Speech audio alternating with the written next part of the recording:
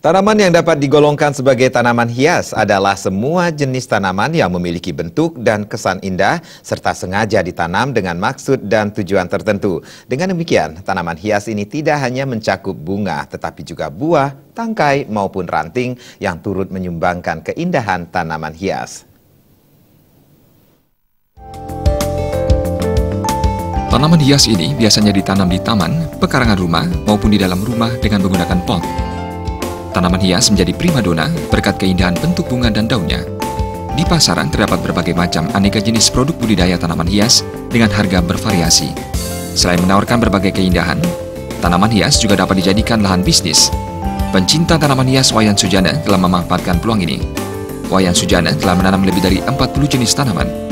Ia telah menguasai sejumlah pasar di Bali untuk memenuhi berbagai keperluan tanaman hias.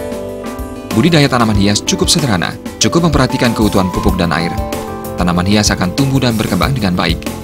Pupuk yang digunakan pun cukup sederhana, dengan memanfaatkan pupuk organik, tanaman hias mampu tumbuh menjadi tanaman hias berkualitas.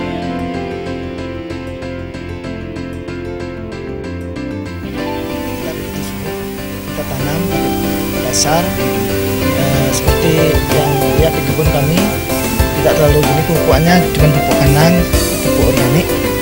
Yang pertama aja pupuk dasar, dan itu untuk sampai berbunganya tidak terlalu lama, 5 bulan udah 5 sampai 6 bulan udah mulai berbunga pertamanya. Gitu.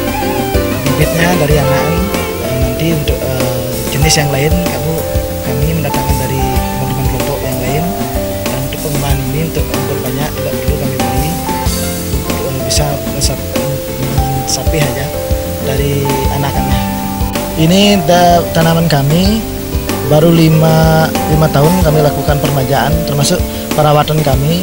Nanti kalau ada bongol-bongol seperti ini, kalau kita tahu bahwa anakannya sudah tumbuh ke samping, kita kembangkan lagi, kita pakai ini dengan tanah. Nanti untuk gini dari kelihatan dari bunganya, nanti untuk permajaannya udah kelihatan, udah kita lakukan kurang lebih 5 tahun kita permajaan.